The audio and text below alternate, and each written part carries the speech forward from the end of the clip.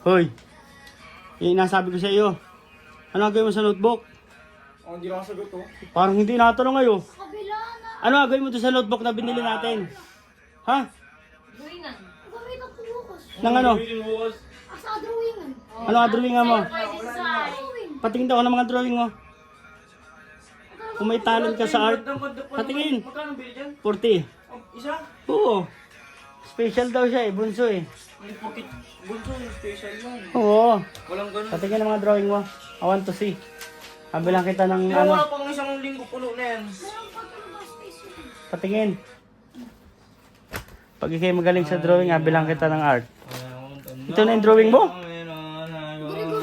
Ang klase yung drawing yan, Syra. Roy, na-judge naman pa ako yung... Akala ko naman, magaling ka na mag-drawing. Ano ito? Mabigay. Sinagsulat ito? Dapat tingnan. Napapatulan na. Pupunta si Aling Lina sa... Tingnan mo na. Mamaya.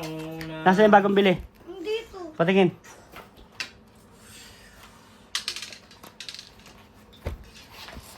Aba, bagong-bago ito oh.